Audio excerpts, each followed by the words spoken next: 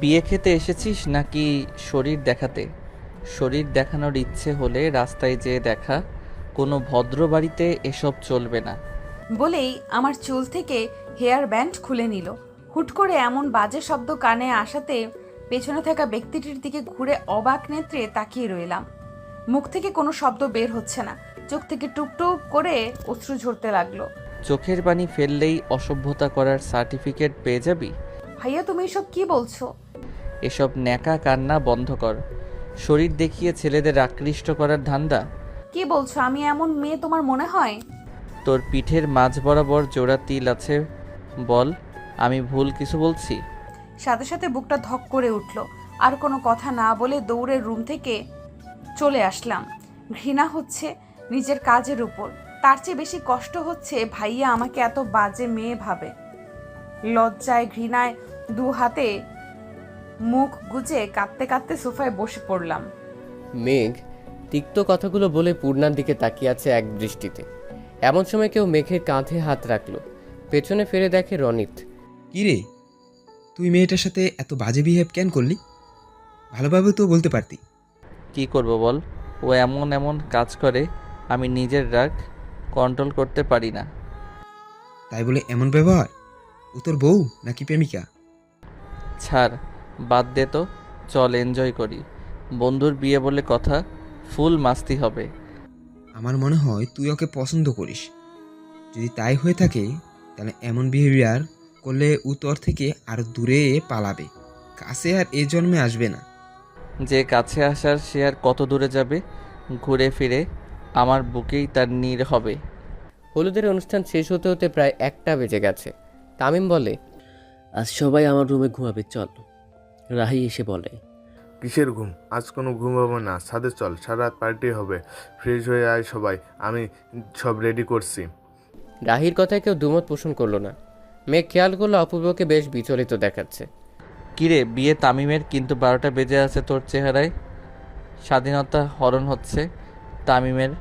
12টা 13টা যা বাজার ওর চেহারায় বাজবে, তোর কি হলো? পূর্ণাকে খুঁজছি কিন্তু পাচ্ছি না, জানিস তো মা ওকে এতটা দূরে আসতে দিতে চায়নি, আমি জোর করে নিয়ে আসলাম। কি বলছিস তুই? হ্যাঁ ঠিকই বলছি, কল দিচ্ছি রিং হচ্ছে অথচ রিসিভ করছে না। বাসায় চলে যাবে, তাও তো একা একা সম্ভব না। চিন্তা করিস না, এদিকেই কোথাও আছে হয়তো। তামিমের বোন রূপসাকে জিজ্ঞেস কর। জিজ্ঞেস করেছি, ওর সাথে নেই। বেশ খানিকক্ষণ আগে থেকেই নাকি ওর নজরে পড়েনি। তাহলে এক কাজ কর, ওদের বাসার সব রুম খুঁজে দেখ। তুই ডান দিকে যা, আমি বাম দিকে যাচ্ছি। খুঁজতে খুঁজতে হঠাৎ একটা রুমে যেয়ে স্বস্তির নিঃশ্বাস নিল মেঘ। সোফায় গুটিসুটি হয়ে শুয়ে আছে পূর্ণা। মোবাইল বের করে অপূর্বকে টেক্সট পাঠালো। ধীর পায়ে পূর্ণার সামনে বসে তার ঘুমন্ত মুখশ্রীর দিকে তাকিয়ে রইল মেঘ। আলতো হাতে পূর্ণার সামনের চুলগুলো কানের পিঠে গুঁজে দিল। মনে মনে বলতে লাগলো, সরি, তোমাকে কষ্ট দিয়ে ফেলেছি। বলে আলতো চুমু খেলো পূর্ণার কপালে। হুট করে কিছু একটা মনে পড়তেই চোখ জোড়া লাল বর্ণ ধারণ করলো। হাতের মুঠ শক্ত করে বলেই পূর্ণার পিঠে কামড় বসিয়ে দিল। ঘুমের মধ্যে তীব্র যন্ত্রণা অনুভব হতেই পূর্ণা চিৎকার দিল। সাথে সাথে মেঘ পূর্ণার মুখ চেপে ধরল। ভয়ে পূর্ণার শরীর কাঁপছে। আস্তে আস্তে চোখ খুলে সামনে তাকাতে আবছা আলোতে সামনে থাকা ব্যক্তির চেহারা দেখে আরও ভয় পেয়ে গেল। মেঘের ঠোঁটের কোণে রক্ত লেগে আছে, চোখ দুটো লাল বর্ণের। পূর্ণা নিজের হাত পিঠে নিতেই হতভম্ব হয়ে গেল। গলা শুকিয়ে কাঠ হয়ে গেছে। মেঘের হাত কিছুটা আলগা হতেই পূর্ণা কাঁপা কাঁপা কণ্ঠে বলে, মেঘ ভাইয়া, আপনি মানুষ না, আপনি ভ্যাম্পায়ার। পূর্ণার আওয়াজ শুনে মেঘের হুঁশ ফিরল। পূর্ণা চিৎকার করছে কিন্তু তার গলা দিয়ে কোনো শব্দ বের হচ্ছে না। পূর্ণা ভয় পেয়েছে বুঝতে পেরে মেঘ বলে, ভয় পেও না, আমি কোনো ভ্যাম্পায়ার না। আমি মেঘ, তোমার ভাইয়ার বন্ধু মেঘ। মেঘের কথা শেষ হওয়ার আগেই পূর্ণা মেঘের কোলে ঢলে পড়ল। সকালের মিঠা রোদ চোখে পড়তেই পূর্ণা পিট পিট করে চোখ খুলল। আশপাশে তাকিয়ে দেখে এখানে কেউ নেই। তাহলে কি গত রাতে ওসব স্বপ্ন ছিল? হঠাৎ পিঠে ব্যথা অনুভব করে হাত দিয়ে দেখে কোনো অয়েন্টমেন্ট লাগানো। তার মানে মেঘ সত্যি ভ্যাম্পায়ার, আর সে গত রাতে আমার রক্ত খেতে এসেছিল। পূর্ণার আকাশ কুসুম ভাবনার মাঝেই চোখ পড়ল টেবিলের উপর দুটো ড্রেসের উপর। ড্রেসের নিচে একটা চিরকুট রাখা। চিরকুট খুলতেই চোখে পড়ল এই ব্লু ড্রেসটা এখন ফ্রেশ হয়ে পড়বে, আর অন্যটা বিয়েতে। জান পাখি, তাড়াতাড়ি ফ্রেশ হয়ে নিচে আসো। পূর্ণা বুঝতে পারছে না এখানে কিভাবে এই চিরকুট আসলো। মাঝে মাঝে এমন চিরকুট পূর্ণা পায়। এই তো সেদিন কলেজ থেকে ফেরার পথে হঠাৎ একজন বাচ্চা এসে দিল, সেখানে লেখা ছিল, লিটল কুইন, তুমি ছেলেদের থেকে দূরে থাকবে। আমি ছাড়া অন্য কোনো ছেলের সাথে তোমার হেসে হেসে কথা বলা বারণ। নিজের খেয়াল রেখো জান পাখি। পূর্ণার কেন যেন ভালো লাগে এই লুকোচুরি ব্যাপারটা। চট জলদি ফ্রেশ হয়ে নিচে চলে আসলো। মেঘ আর চোখে একবার পূর্ণার দিকে তাকিয়ে মুচকে আসলো। ব্যাপারটা দৃষ্টি এড়ালো না তামিমের। তামিম বলে, লড়কা হাসা তো ফাঁসা। কিসের ফাঁসি? অপূর্বর কথা শুনে তামিম বলে, আরে ওই দেখ, ওর প্লেটে রনিত নাগা মরিচ দিয়ে দিয়েছে, সেটা দেখেও হাসলো, তাই বললাম আর কি। অপূর্ব নিজের পাশের চেয়ারে বোনকে বসতে বলল, তারপর বলল, তো তোর মাথা ব্যথা আমাকে জানাবি না? আমি তোকে পুরো বাড়ি হন্য হয়ে খুঁজেছি। পূর্ণা অবাক দৃষ্টিতে তার ভাইয়ের দিকে তাকিয়ে যেই কিছু বলতে যাবে তখন মেঘ বলে, আরে ছাড় তো, তোর বোন তো ঠিক আছে। এবার দ্রুত নাস্তা শেষ কর, বউ আনতে যেতে হবে তো নাকি? নাস্তা শেষ করে সবাই রেডি হচ্ছে। মেয়ের বাড়ি মুন্সিগঞ্জ। নারায়ণ থেকে মুন্সিগঞ্জের দূরত্ব 2 ঘন্টার মতো। পূর্ণা আয়নার সামনে দাঁড়িয়ে নিজেকে খুঁটিয়ে খুঁটিয়ে দেখছে। ড্রেসটা অনেক সুন্দর, গোলাপির উপর সাদা আর সোনালি সুতোর কাজ, উপরে কোটিও আছে। পূর্ণা মনে মনে বলে, লোকটার পছন্দ আছে। আচ্ছা চিরকুট কুমার, আপনি সামনে কেন আসছেন না? দিন দিন আপনাকে দেখার তৃষ্ণা বাড়ছে কেবল। পূর্ণা সিঁড়ি দিয়ে নামতেই চোখ পড়ল হলরুমে সবাই রেডি হয়ে দাঁড়িয়ে আছে। হঠাৎ খেয়াল করলো মেঘের পাঞ্জাবির দিকে, সাদা পাঞ্জাবিতে গোলাপি সুতোর কাজ। মনে মনে বলল, এই ভ্যাম্পায়ারের সাথে কেন সব সময় আমার ড্রেস মিলে যায়? তোর ভাল লাগে না? মেঘ পূর্ণাকে দেখে তৃপ্তির হাসি হাসল। মনে মনে বলে, তোমাকে তো একদম মেঘপরি লাগছে। পূর্ণা নিচে এসে অপূর্বর সামনে এসে দাঁড়ালো। রূপসা বলে, আমিও পূর্ণার সাথে এক গাড়িতে যাব। আমরা এক গাড়িতে যাব, মেয়েরা আলাদা গাড়িতে যাবে। আমি আম্মুকে বলে দিচ্ছি পূর্ণার খেয়াল রাখতে। মেঘ কিছু বলতে যেও থেমে গেল। মেঘের ইচ্ছে করছে পূর্ণাকে নিজের দৃষ্টি আড়ালে না পাঠাতে। বিয়েবাড়িতে পৌঁছে সবাই আটকে গেল গেইটে। ঝিঙ্গে গাছে চিচিঙ্গা, আম গাছে বেগুন, বে হিসাবে টাকা দিয়ে বউ নিয়ে ভাগুন। ছন্দ শেষ হতেই মেয়ে পক্ষের সবাই বলে উঠল, টাকা দিন, বউ নিন। আম গাছে পেয়ারা, বড়াই গাছে নুন, নিজের বউ নিজে নিব, টাকার কি গুণ। অনেকক্ষণ বাঘ বিতণ্ডার পর গেট ছাড়লো 50,000 টাকার বিনিময়। এতক্ষণ ধরে সবাই সবার মতো ব্যস্ত। মেঘ ব্যস্ত পূর্ণার উপর নজরদারি করতে। ভেতরে ঢুকেই সবাই নিজেদের মতো ব্যস্ত হয়ে পড়ল। রূপসা আর পূর্ণা সেলফি নিতে ব্যস্ত। হঠাৎ রূপসা বলে, কাহিনী কি পূর্ণা?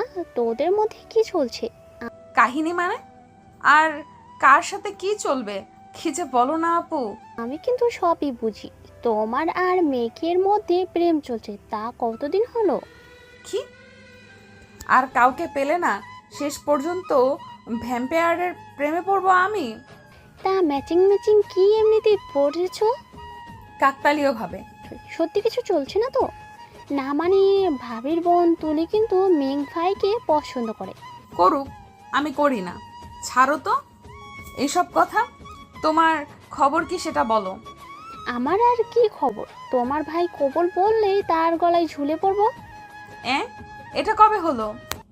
এখনো হয়নি। তোমার ভাইয়ের তো নজর নেই আমার দিকে। ওদের কথার মাঝেই একজন 2 গ্লাস জুস বাড়িয়ে দিয়ে বলে, আসসালামু আলাইকুম বিএন সাহাব, কেমন আছেন বিএন সাহাব, বুকে বড় জ্বালা। তা বিআই সাহেব ফাল্টোর বাজির ক্রস করেছেন বুঝি? চোখের সামনে এমন পরীর মতো বিয়ান দেখলে ভিতর থেকে ফ্ল্যাট বেরিয়ে আসে। ফাল্টোর বাজি বন্ধ করেন। আমি আপনার 1 ইয়ার সিনিয়র। আপনাকে তো চিনি, কিন্তু পাশের পরীটাকে? পাশে পড়িনি, পূর্ণিমার চাঁদ বসে আছে। আর চাঁদটা হলো আমার ভবিষ্যতের নন্দিনী আর তামিম ভাইয়ের বন্ধুর বোন। পূর্ণিমার চাঁদ কিন্তু দারুণ চলছে, একদম চোখ ফেরানো দেয়। তা তুমি কি কথা জানো না চাঁদ? রূপসার কল আসায় রূপসা উঠে সাইডে গেল। শুভ দুম করে পূর্ণার পাশে বসে পড়ল। পূর্ণা সরে বসলো কানেকটা।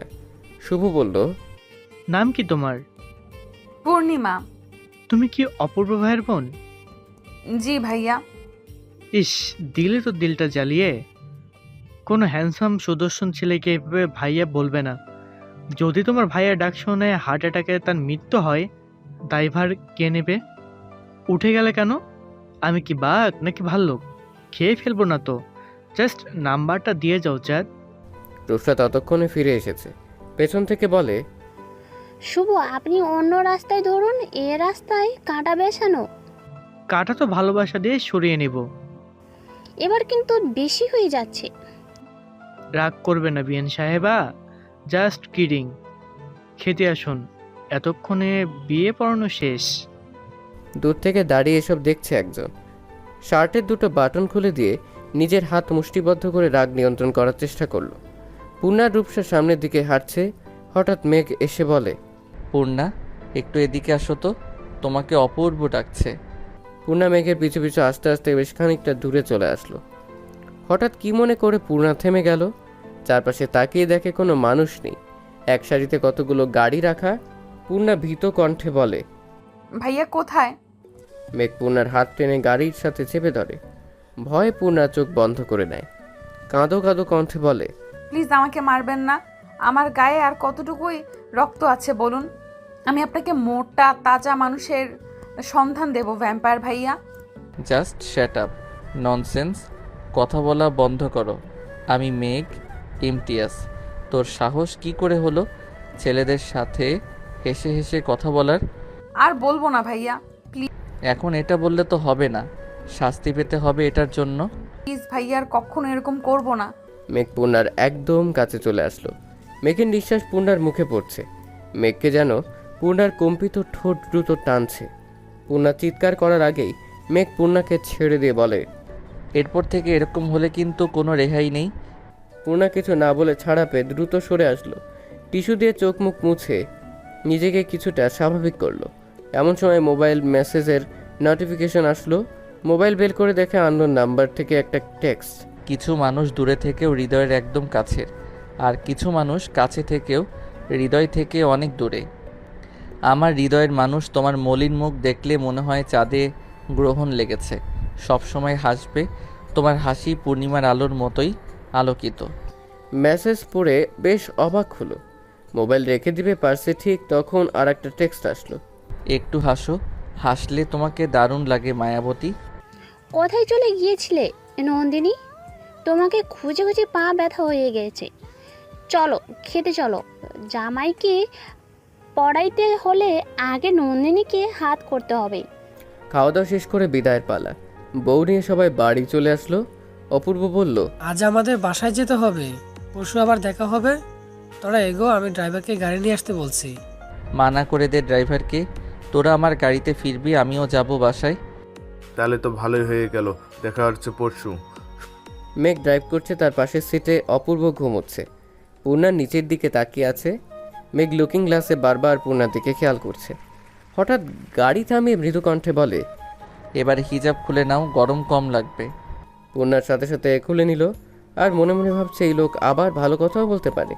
পূর্ণা নিজের চুল নিয়ে ব্যস্ত। মেঘ ড্রাইভ করছে আর বারবার পূর্ণাকে লক্ষ্য করছে। মনে মনে বলে, ইস, আমার ভাগ্য কত ভালো, এমন একটা কিউট বউ পাবো। রূপসার ভীষণ মন খারাপ, তাই সে আনমনা হয়ে বাইরে তাকিয়ে আছে। রাহি বলে, শোন, মন খারাপ না করে কাজের কাজ কর, যাতে অপূর্ব নিজেই তোকে প্রপোজ করে। না, ও কখনো আমাকে প্রপোজ করবে না। জানিস, আমার মনে হয় ওর সাথে তোরের কিছু একটা আছে। ভালোবাসা তো জোর করে হয় না, বল। শুন, মাঝে মাঝে আমরা কাছের জিনিসের মূল্য বুঝি না, তার কারণ হলো সেটা আমাদের জন্য অ্যাভেলেবেল, কিন্তু হুট করে সেই জিনিসটা দূরে সরে গেলে আমরা শূন্যতাটা বুঝতে পারি সহজে। দাঁত থাকতে দাঁতের মর্ম কেই বা বোঝে বল? আমার এখন কি করা উচিত? তুই অপূর্বকে পাত্তা দিবি না, টোটালি ইগনোর করবি। এতে যদি বিপরীত হয় তো? ও যদি তোর হয়, এই ইগনোর ও নিতেই পারবে না। আর যদি তোর না হয়, তুই ওর হয়ে আসবি। একতরফা ভালোবাসা যায়, কিন্তু জোর করে হাসিল তো করা যায় না, বল? কি ঢুকাচ্ছিস তুই ওর মাথায়? অপূর্ব রুফরাকে রেখে কাকে বিয়ে করবে? দেখে ছাড়বো তো আমরা কিসের জন্য আসি। ও বিয়ে করবে নয়তো ওর দাদা করবে। সবাই হেসে উঠল। মেঘ কিছু দূর আসতেই হঠাৎ সামনে থেকে একটা ট্রাক দ্রুত গতিতে তেড়ে আসছে।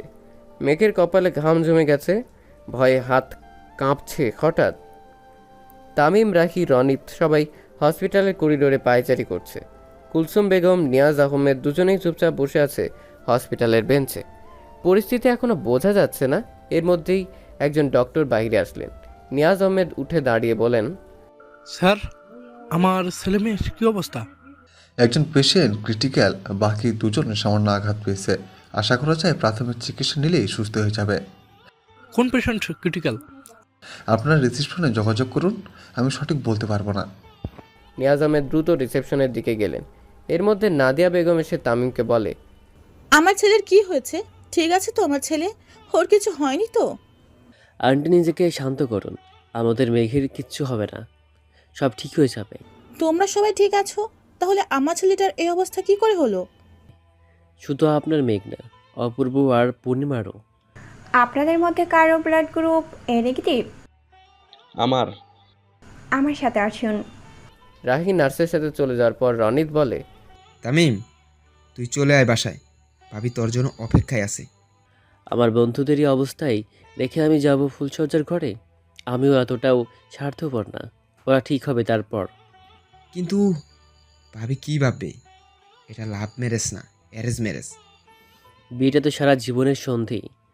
সে যদি পূর্ণরূপে আমার জীবনসঙ্গী হয়ে থাকে তাহলে আমার অবস্থা বুঝবে।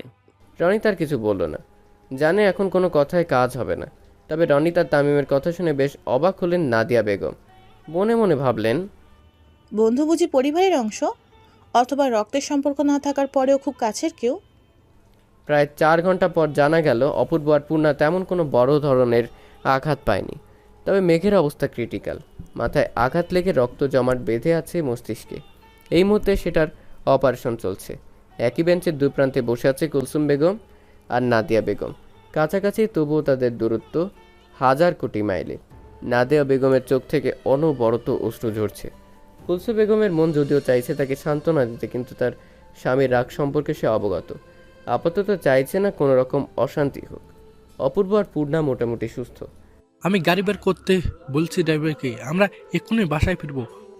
তোমরা পূর্ণাকে নিয়ে যাও, আমি মেঘ সুস্থ না হওয়া পর্যন্ত নড়ছি না এখান থেকে। একদম এসব আমি সহ্য করবো না। এক্ষুনি এই মুহূর্তে আমার সাথে বাড়ি ফিরবে, এটাই ফাইনাল। আপনাদের পারিবারিক কী সমস্যা সেটা আমি জানি না, আর জানতেও চাই না। আপনাদের সেই সম্পর্কের কথা জানার আগেই মেঘ আমার বন্ধু, আর আমি ওকে এই অবস্থায় ফেলে রেখে আমার জীবন থাকতে যাব না। তাতে যদি কোনো দিন আপনার বাড়িতে জায়গা না হয় তাহলে রাস্তায় থাকবো, তবুও এই অবস্থায় মেঘকে রেখে যাব না। পূর্ণা গাড়িতে বসতেই তার কানে শুধু ভাসছে মেঘের বলা একটা কথাই, আমি তোকে ভালোবাসি পূর্ণা, আমি তোকে ভালোবাসি।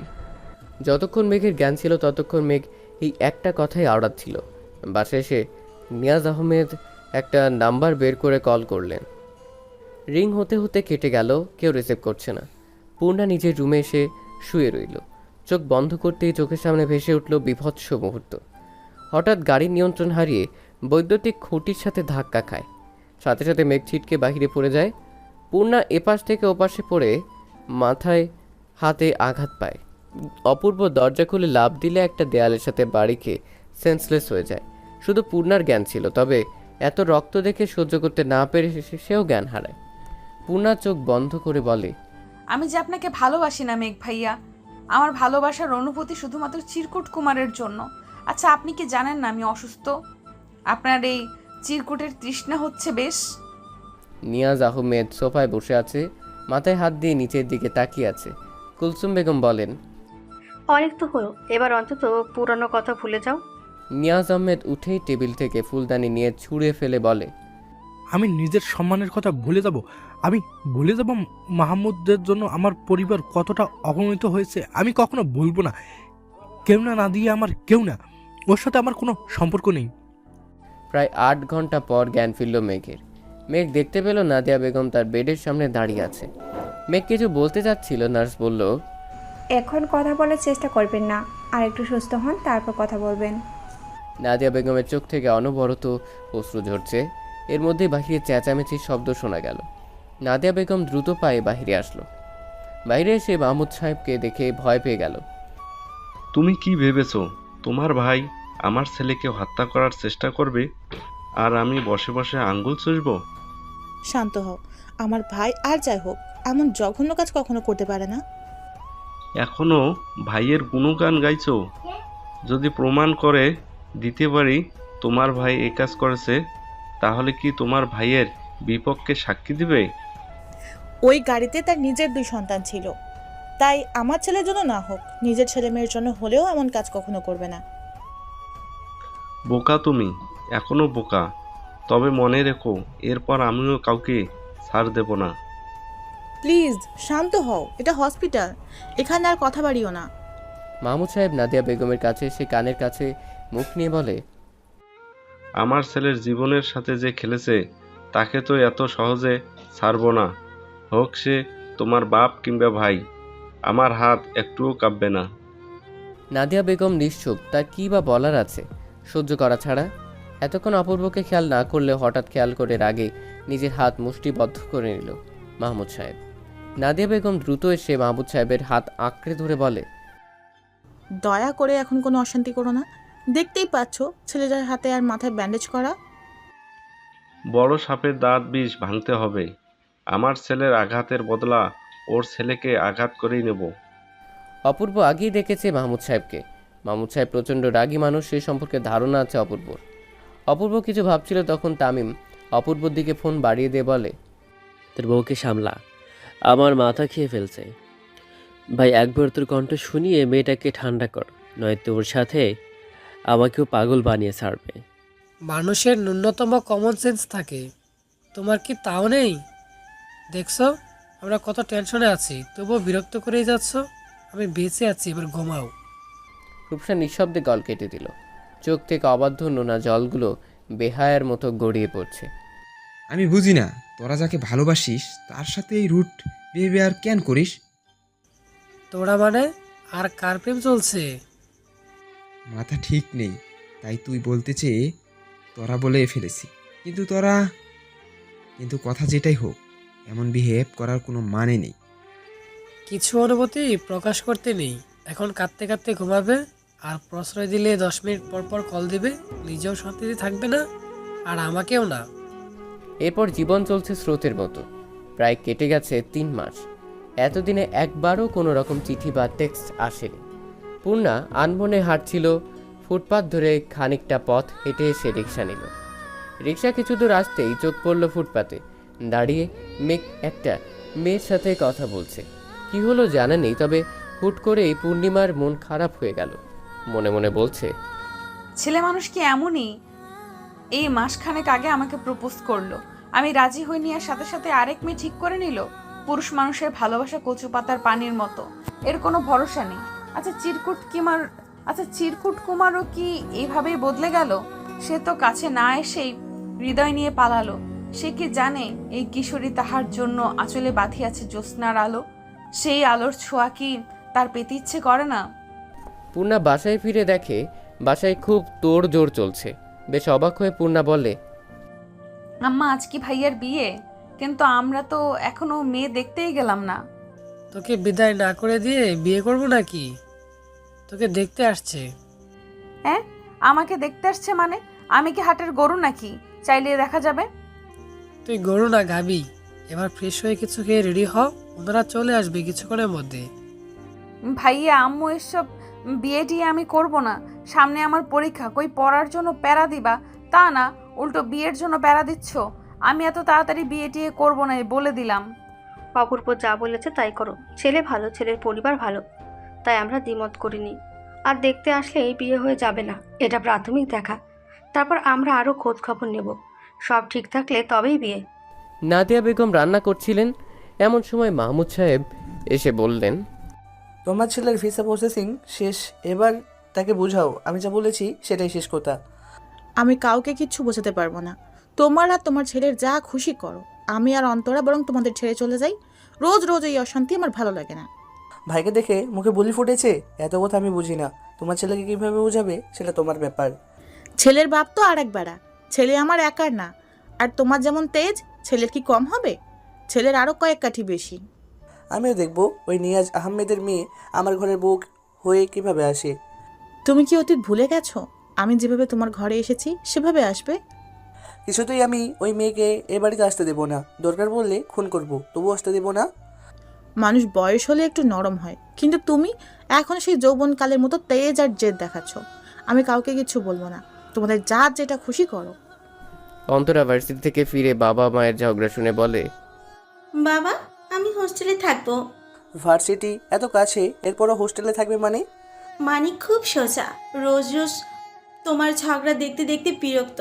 তুমি বলতে পারবে শেষ কবে মায়ের সাথে ঠান্ডা মাথায় কথা বলছো? শেষ কবে তোমরা দুজন আনন্দে ছিলে? সব মানুষ একটু শান্তি চায়। সারাদিন ইউনিভার্সিটি কোচিং সব শেষ করে বাসায় এসে তোমাদের অশান্তি দেখতে হয়। এইসব আর ভালো লাগছে না। এই যে হোস্টেলে থাকবো সেটাই ভালো। তুই রুমে যা মা, আমি তোর জন্য ঠান্ডা ঠান্ডা শরবত করে নিয়ে আসি। মা কতদিন এসব সহ্য করবে? এইসব সহ্য করার জন্য নিজের পরিবার ছেড়ে এসেছিলে? মারে, নিজের সংসার যেদিন হবে সেদিন বুঝবি কেন সহ্য করি। মা এসব আমার আর ভালো লাগে না। সবার কি সুন্দর হ্যাপি ফ্যামিলি, আর আমার পরিবারে সবসময় অশান্তি। ওসবে নজর দিস না, তুই তোর মতো হ্যাপি থাক। আম্মু আজ তোমাকে নিয়ে বিকেলে বের হব, রেডি থেকো। কই যাবি? ঘুরবো, খাবো, আনন্দ করব। আচ্ছা তাই হবে। এবার যা ফ্রেশ হ, আমি জুস নিয়ে আসছি।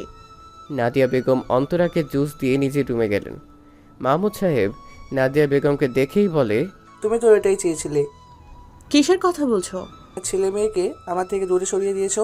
ওরা নিজের বাবাকে ঘৃণা করে, অপছন্দ করে। এসব তুমি কি বলছো? তোমার জন্য আমি নিজের সব ছাড়লাম, আর তোমাকে আমি তোমার সন্তানদের থেকে দূরে সরিয়ে দিব? ওরা তোমার নিজের সন্তান, কিন্তু তোমার কিছু ভুলে এই দূরত্ব তৈরি হয়েছে। কতবার বলেছি ছেলে মেয়ের সামনে কোনো রকম তর্ক করবে না। ওরা বড় হয়েছে, এখন সবটা বুঝতে শিখেছে, এখন আর ছোট নেই। তাই আমাদের এখন বুঝতে হবে ওদের। মেঘ একটার পর একটা সিগারেট শেষ করছে। অর্পা এসে মেঘের হাত থেকে সিগারেট নিয়ে ফেলে দিয়ে বলে, তোর কি দেবদাস হওয়ার শখ জেগেছে? তাহলে এখানে বসে না থেকে কোনো বারে যা। অর্পা, তুই তোর কাজে যা, আমাকে ডিস্টার্ব করিস না। করব, 100 বার করব। তুই কি দেখতে খারাপ নাকি? তোর কোন দিক দিয়ে কমতি আছে? তাহলে কেন একটা মেয়ের জন্য নারায়ণগঞ্জের দেবদাস হচ্ছিস? মেঘের কমতি নেই, তবে যাকে ভালোবাসি তার কমতি আছে। আমি নিজের ভালোবাসার মানুষকে অন্যের হতে কিভাবে দেখব? ইয়ার বাদ দে না, একটা যাবে আরেকটা আসবে, আবার কারো প্রতি ভালোবাসা জন্মাবেই। ভালোবাসা এত সহজ না। প্রেমে পড়া সহজ, প্রেম বারবার আসে, কিন্তু ভালোবাসা একবার আসে আর নিঃস্ব করে দিয়ে যায়। তোর যা ইচ্ছে কর, কিন্তু কোনো রকম নেশা করা চলবে না। এক কাজ কর, তোদের সব ফ্রেন্ডদের নিয়ে ট্যুরে যা। তুই শ্বশুরবাড়ি কবে যাচ্ছিস? তোদের বাসায় যাইনি, খবর পেয়ে তোকে দেখতে আসলাম। আমি শ্বশুর বাড়িতেই ভালো আছি। দেখলি, তুইও ওই বাসায় যেতে চাইছিস না, অথচ মেয়েরা বিয়ের পর বাবার বাড়িতে যাওয়ার জন্য পাগল থাকে। ভাই তুই ওঠ আর বাসায় যা, নয়তো তামিম, রাহি, রনিত কারো বাসায় যা। বাসায় যেতে পারি এক শর্তে। কিসের সত্য? তুই আমার কলিজার টুকরো আয়রাকে নিয়ে বাসায় আসলে তবেই যাব। তাহলে আমার সাথেই চল, আয়রা গাড়িতেই আছে। চল তাহলে, আর দেরি কিসের? জানিস আমার মন টানে না তা কিন্তু নয়, আমারও ইচ্ছে করে বাসায় আসতে, কিন্তু বাসায় এত ঝগড়া দেখতে ইচ্ছে করে না। এত সুন্দর সুখী ফ্যামিলি, তবুও রোজ রোজ অশান্তি। আর তুই ভালোবাসার আর মানুষ খুঁজে পেলি না। এই সম্পর্ক কখনো পূর্ণতা পাবে না। ওর বাবা আর আমার বাবা সাপ আর বেচি। আমার কি দোষ বল? আমি কি জানতাম নাকি বাবার জাতশত্রুর মেয়েকে মন দিয়েছি? একটা কথা বল, এখানে মামার রাগ দেখানো মানা চাই। তাদের এত অসম্মান হয়েছে, কিন্তু বাবার রাগটা বেমানান। নাকও কাটালো আবার রাগও দেখায়। তার কি উচিত ছিল না মামা আর নানা ভাইয়ের কাছে ক্ষমা চাওয়া? অথচ এখনও কত ইগো ধরে বসে আছে, আর আম্মুর সাথে রোজ রোজ সেটা নিয়েই ঝগড়া। আর ছোটবেলায় কি বলেছে, আম্মু নাকি অনাথ। মাঝখান থেকে আমারও নানা বাড়ির আদর থেকে বঞ্চিত হলাম। জানি না কি হবে ভবিষ্যতে, তবে পূর্ণাকে না পেলে আমি দেবদাস হব। পূর্ণা মন খারাপ করে বসে আছে। কি হচ্ছে তার বোধগম্য হচ্ছে না। কথা নেই বার্তা নেই, হুট করে দেখতে চলে আসছে অপূর্ব পূর্ণার রুমের দরজায় নক করে বলে, কিরে আসবো? পূর্ণা কোনো উত্তর দিল না। আচ্ছা চলে যাচ্ছি। আসো। মন খারাপ কেন করেছিস? তোর কি কোনো পছন্দ আছে? থাকলে আমাকে বল, আমি খোঁজ নিয়ে দেখি ছেলে কেমন। পূর্ণা মনে মনে বলে, যাকে মন দিয়েছি তাকে তো নিজেই চিনি না। সে কেন আমার সাথে এমন ছল করলো? আমার শূন্য হৃদয়ে ভালোবাসার বীজ বপন করে কেন সে আড়ালে হারালো? কোনো রকম সংকোচ ছাড়া বলে ফেল। আমাদের কাছে সবার আগে তোর খুশিটা ম্যাটার করে। নেই, আমার কোনো পছন্দ নেই। তবে আমি বিয়ে করতে চাইছি না এত তাড়াতাড়ি। এতটুকুই কারণ? সত্যি কোনো পছন্দের মানুষ নেই তো? হ্যাঁ আছে। কে সে? নাম কি? কিরে কোথায় থাকে? একসাথে এত প্রশ্ন জিজ্ঞেস করলে কিভাবে বলবো? আচ্ছা ধীরে ধীরে বল। আমার না রণবীর কাপুরকে পছন্দ। তুমি আলিয়ার থেকে কেড়ে আমাকে এনে দাও, নয়তো পাকিস্তানের বিলালকে এনে দাও। একটা হলেই চলবে। তবে রে পাদর কোথাকার। ভাইয়া আমি এত তাড়াতাড়ি বিয়ে করতে চাইছি না। যদি বিয়েই দিবে তাহলে সায়েন্স নিয়ে কেন পড়ছি? আমি কিছু করতে চাই, ওই সুযোগটুকু দাও আমাকে। আতিফ ভালো ছেলে, আর তাছাড়া আঙ্কেলের সাথে বাবার সম্পর্ক ভালো তো, তাই মানা করতে পারিনি। তবে তুই না চাইলে বিয়ে বাতিল। তার আসছে আসুক, কিন্তু বিয়েটি হচ্ছে না। সত্যি সত্যি তুই আমাদের প্রিন্সেস, তাই তোর খুশি সবার আগে। অপূর্ব চলে যেতেই পূর্ণা বলে, আপনাকে খোঁজার জন্য চেষ্টা করব চিরকুট কুমার। খুঁজে না পেলে বাবা মায়ের পছন্দে যে কাউকে বিয়ে করে নেব। পূর্ণার ভাবনার মাঝেই পরপর মেসেজ নোটিফিকেশন বেজে উঠল। পূর্ণার হৃৎপিণ্ড যেন দ্রুত চলাচল করা শুরু করলো। কোনো মতে মোবাইলটা হাতে নিয়ে টেক্সট বক্স ওপেন করলো। তুমি খুব সহজে অন্যের জন্য নিজেকে গুছিয়ে নিলে। আচ্ছা, আমার জন্য কি তোমার বিন্দু পরিমাণ ভালোবাসা জন্মায়নি? তবে তুমি সুখে থাকলে আমার কোনো আপত্তি নেই, কারণ আমি দূর থেকে তোমাকে ভালোবাসি। হয়তো কাছ থেকে তুমি অন্য কাউকে ভালোবাসো। ভালো থেকো আমার আধার রাতের পূর্ণিমা। পূর্ণিমা মোবাইল রেখে দিয়ে বলে, সাহস করে সামনে আসে না, আবার টেক্সট। আবার পূর্ণিমার ফোনটা সশব্দে বেজে উঠল। এবার কল এসেছে। পূর্ণা সাথে সাথে রিসিভ করলো। রিসিভ করে কানের সামনে তুলেই বলে, আড়ালে থাকলে তো হারাতেই হবেই, পেতে হলে কাছে আসতে হবে। ওপাশ থেকে কেউ কর্কশ কণ্ঠে বলল, তোর সাহস কি করে হয় অন্য ছেলের জন্য সাজার? তুই আমার মানে শুধুই আমার। পাখা গজিয়েছে তোর? কিভাবে পাখা ছেটে দিতে হয় তা মেঘের জানা আছে। মেঘ ভাইয়া তুমি? কেন, তোর কি আর কোনো আশিক আছে? তুই কি তাকে ভেবেছিলি? শোন পূর্ণা, তুই যদি ওই ছেলের সামনে যাস তাহলে তার শাস্তি ভালো হবে না, এই বলে দিলাম। আমার বউকে এভাবে কেউ দেখতে পারবে না। তুই কিভাবে কি করবি সেটা তোর ব্যাপার। মনে রাখিস, মেঘের রাগ কিন্তু ভয়ঙ্কর। একবার গর্জে উঠলে তোকে ছাড়খাড় করে দেবে। কথা শেষ করে খট করে ফোন কেটে দিল। পূর্ণা আয়নার সামনে দাঁড়িয়ে বলে, কি করবি তুই আমাকে? ভ্যাম্পায়ার, তোকে আমি ভয় পাই নাকি? এবার কিছু করতে আসিস একদম সানডে মানডে ক্লোজ করে দেব। আমার নাম পূর্ণিমা। আমি কাউকে ভয় পাই না, কিন্তু সত্যি সত্যি যদি কামড় দেয় তখন, বা আমার ঘাড় মোটকে নেয় তো? এখন আমি কি করব? থুর, এখন আর আমাকে কোথায় পাবে? বেহুদাই আকাশ কুসুম ভাবছি। আতিফ সোফায় বসে আছে। পাশে তার বাবা মা বোন। নিয়াজ সাহেব বললেন, আমার মেয়ে কিন্তু বাচ্চা, ওকে বউ করে নিলে আপনারও খেয়াল রাখতে হবে। কিচেনের কোনো কাজ পারে না। সমস্যা নেই, আমাদের বাসার কাজের মানুষ আছে, আমি আছি, ওর কিচ্ছু করতে হবে না। আর মেয়ে মানুষ বিয়ের পর সংসারই শিখে যায়। সবাই তো আর সব শিখে শ্বশুর বাড়িতে আসে না। তা পূর্ণিমা কোথায়? ওকে দেখছি না তো, ডাকুন। এটা তুই কি ড্রেস পরেছিস? বাচ্চা দেখা যাচ্ছে। শাড়ি পর। শাড়ি কি মুড়ির মোয়া? ধর, খা, আর খাওয়া হয়ে গেল। শাড়ি পরতে বহুত টাইম লাগে। আর শোনো, এটা হলো গাউন, এটাতে বাচ্চা লাগবে কেন? বিউটি কুইন লাগছে। উফ, আমি এত সুন্দর কেন? ওই পেতনি, তাড়াতাড়ি চল, মাথায় কাপড় দে। শোনো ছেলে, আমার পছন্দ না হোক, শুনেছি তাদের একটা মেয়ে আছে, তাকে তুমি পছন্দ করে নিও, একটা না হলে আরেকটা। শোন, একদম কথা বলবি না, নিচের দিকে তাকিয়ে থাকবি। তোর কথা বলার দরকার নেই, যা বলার আমরা বলবো। সত্যি কোনো কথা বলবে না? না, বলবি না। তোর যে টেপ রেকর্ডার একবার চালু হলে আর বন্ধ হবে না, তাই চুপ থাকাই ভালো তোর জন্য। পূর্ণা সে সিঙ্গেল সোফায় বসলো, চেহারা অর্ধেক ওড়না দিয়ে ঢাকা। নাম কি তোমার? পূর্ণা কোনো উত্তর দিল না। যা জিজ্ঞেস করছে পূর্ণা চুপ করেই রইল। ইয়াসমিন বেগম কাল বিলম্ব না করে দ্রুত বের হয়ে চলে গেলেন। ওনারা বের হতেই নিয়াজ সাহেব রাগান্বিত হয়ে বলেন, এসব কি ছিল পূর্ণা? আমাকে অপমানিত করার প্ল্যান করছো মা, মেয়ে মিলেই? বাবা, আমি পূর্ণাকে বলেছিলাম চুপ থাকতে। ও তো একটু বেশি বকবক করে এর জন্য, কিন্তু ও যে কথাই বলবে না সেটা বুঝতে পারিনি। বাহ, তোমাদের যার যা ইচ্ছে করো। আমি কে? আমি তো খারাপ একটা লোক। মেয়েকে জোর করে বিয়ে দিতে চাচ্ছি, ছেলেকে শত্রুর ছেলের সাথে বন্ধুত্ব করতে মানা করছি।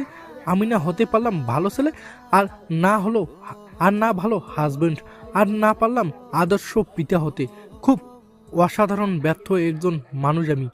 তোমরা সেটা পদে পদে মনে করিয়ে দাও। তোমরা সবাই কি চাও আমাকে বলো। আমি তোমাদের নামে সব সম্পত্তি লিখে দিয়ে তোমাদেরকে মুক্তি দিয়ে চলে যাব, যেদিকে দুচোখ যায়। কথা শেষ করে নিয়াজ সাহেব বাসা থেকে বের হয়ে গেলেন। কুলসুম বেগম অপূর্বকে বললেন, পূর্ণা না হয় অবুঝ, তুই তো অবুঝ না অপূর্ব। তুই কি করে এটা করতে পারলি? বিয়ে কি হয়ে যাচ্ছিল? জাস্ট দেখতে আসছে। তোর বাবার মাথা ঠান্ডা হলে বুঝিয়ে বললে সে নিজেই মানা করে দিত। তার ভেতরে কি চলছে আমি জানি। সে ভয় পাচ্ছে পূর্ণাকে না আবার মেঘ বিয়ে করে নাই। সে আজ পর্যন্ত আমাদের সাথে কখনো বাজে বিহেভিয়ার করেনি, কখনো একটা ধমক পর্যন্ত দেয়নি। তোদের এই পৃথিবী সব সুখ দেওয়ার চেষ্টা করেছে। কোন দিক থেকে কম করেছে? ওই মানুষটা তোর বাবা, যার হাত ধরে চলতে শিখেছিস। ওই মানুষটা আছে বলেই সমাজে মাথা উঁচু করে বেঁচে আছিস। তোদের যা যা খুশি কর, আমাদের কথা তোদের ভাবতে হবে না। এখন বড় হয়ে গেছিস, নিজের ভালো নিজেরা বুঝতে শিখেছিস। ভাইয়া, এটা একটু বেশি হয়ে গেল না? মাঝে মধ্যে লিমিট ক্রস করতে হয়। আর কি একটা ক্যাচাল মেঘকে নিয়ে। মেঘের মতন ছেলের জন্য মেয়ের অভাব পড়েছে। একজন সুদর্শন সদ্য আইপিএস অফিসার পদে জয়েন করা একটা ছেলের পিছনে কত মেয়ে লাইন দিয়ে বসে আছে। ছাড়ো তো তোমার বন্ধুর গুণগান। যাও বাবাকে নিয়ে আসো, আমি বাবার পছন্দের খাবার রান্না করছি। সবার আগে বাবার রাগ ভাঙাতে হবে। আচ্ছা, বাবা কেন বলল আমি রান্না করতে পারি না? আমার তো রান্না করা পছন্দের কাজ। ইনফ্যাক্ট রান্নাটা দারুণ করি। এসব বুঝলে তুই তো আর মাথা মোটা হতি না। সর, যা, সব রেডি কর, আমি বাবাকে নিয়ে আসছি। অর্পাকে দেখে নাদিয়া বেগমের চোখে অশ্রু চলে আসলো। ছোট আয়রা ছুটে নাদিয়া বেগমের কাছে এসে বলে, অনানুমনি, দেখো আমি চলে আসছি। নাদিয়া বেগম আয়রাকে কোলে তুলে চুমু খেলেন। আয়রা বলে, তুমি খুশি হওনি নানুমনি?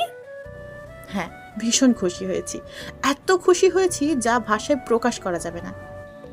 কেমন আছো মা? তোরা যেমন রেখেছিস। মা, সব দোষ কি আমার ছিল? বাবা যদি রানিককে মেনে নিত তাহলে কি আমাকে এই পদক্ষেপ নিতে হতো? সব মানুষ তো স্বর্ণের চামচ মুখে দিয়ে দুনিয়ায় আসে না। অধিকাংশ মানুষ কষ্ট করে নিজের অবস্থান পরিবর্তন করে। মা, টাকা পয়সা সবসময় মানুষকে সুখী করতে পারে না। ভালোবাসা ছাড়া সংসারে কোনো প্রাণ থাকে না। আমার অদ্ভুত লাগে তোমাদের এইসব বোঝাতে। আচ্ছা, তুমি তোমার পরিবারের একমাত্র মেয়ে, তবুও কেন বাবার মতো একজন সাধারণ ঘরের ছেলের হাত ধরে নিজের সব আরাম আয়েশ ছেড়ে এসেছো? দেখো, সব বাবা নিজের সন্তানের ভালোটাই চায়, কিন্তু ছেলে মেয়ে বড় হয়ে গেলে তারা নিজেরাই নিজেদের ভালোটা বুঝে নেয়। তখন বাবা মায়ের কথার কোনো মূল্য থাকে না। মা, আমি ভুল করিনি। তোমাদেরকে বারবার বলেছিলাম একবার রানিকের সাথে দেখা করে কথা বলো, কিন্তু তোমরা আমার কথা কর্ণপাত করনি। কারণ প্রথমবার রানিককে দেখে তুমি বলেছিলে তোমার পছন্দ হয়নি, তারপর বললে বাড়ি আছে কিনা নিজেদের। মা, বাংলাদেশের সব মানুষেরই তো ঢাকাতে নিজের বাড়ি থাকে না। কিন্তু দেখো, আমার বিয়ের মাত্র 4 বছরেই আমাদের নিজেদের একটা ফ্ল্যাট আছে, সুখে থাকার মতো সব আছে। কিন্তু যেটুকু কষ্ট ততটুকু তোমরা। বাবা দিনের পর দিন ওর সাথে টক্কর দেয়। মা, ওর বয়স কতটুকুই বা জ্ঞান, তবু আমার নিজের বাবা ওর প্রতিদ্বন্দ্বী। তারপরেও তোমাদের বাসায় কি করে আসি বলো? অন্তরা রুমে থেকে বের হয়ে আয়রাকে দেখে দ্রুত কোলে নিয়ে বলে, আমি কেমন আছো? চলো তো তোমার রুমে চকলেট খাবো। চলো আমি। অন্তরা আর আয়রা রুমে চলে গেল। মেঘ বলে, অর্পা, এসব পুরনো কাহিনী বাদ দে, যা নিজের রুমে যে ফ্রেশ হ। আর আম্মু, ওর জন্য আর আইরুর জন্য কিছু হালকা নাস্তা করে দাও। আমি ফ্রেশ হয়ে ঘুমাবো। এই যে অর্পা, রাতে কিন্তু তন্দুরি চিকেন পার্টি হবে। রাগ ফাগ করে আবার চলে যাস না। বাবা মায়ের সাথে রাগ করে কী লাভ? এর চেয়ে আয়রাকে যেমন ভুল করলে ক্ষমা করে দিস, তাদেরকেও ক্ষমা করে দে। অর্পা কথা না বাড়িয়ে নিজের রুমে গেল। মেঘ নিজের রুমে এসে শার্ট খুলে বিছানার উপর রাখলো। প্যান্ট খুলে 3/4 প্যান্ট পরলো। বেডে সোজা হয়ে শুয়ে পড়লো। হঠাৎ মনে পড়লো পূর্ণার কথা। চোখ খুলছে আর বন্ধ করছে। এমন করতে করতে কখন যেন ঘুমিয়ে পড়লো। পূর্ণার নিজের হাতে কাচ্চি বিরিয়ানি, জালি কাবাব, চিকেন ফ্রাই, ক্যাশনাট সালাদ রান্না করলো। সব কিছু শেষ করে হালকাভাবে রুম ডেকোরেশন করলো। এর মধ্যে অপূর্ব নিয়াজ সাহেবকে নিয়ে বাসায় ফিরল।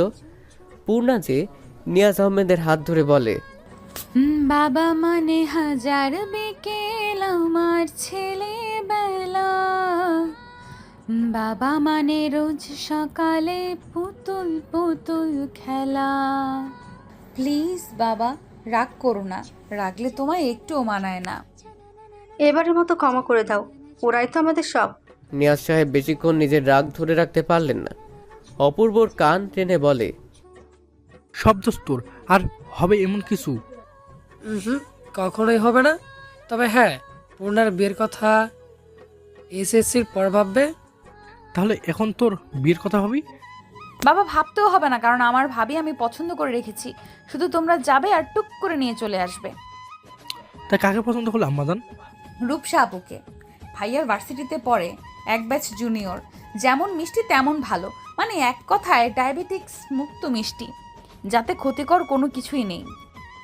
তা তোরা দুজন মিলে ঠিক করলে হবে? আমাদেরকেও বলতে হবে তো নাকি? এই যে বলে দিলাম, এবার তাড়াতাড়ি ভাবিকে নিয়ে আসো।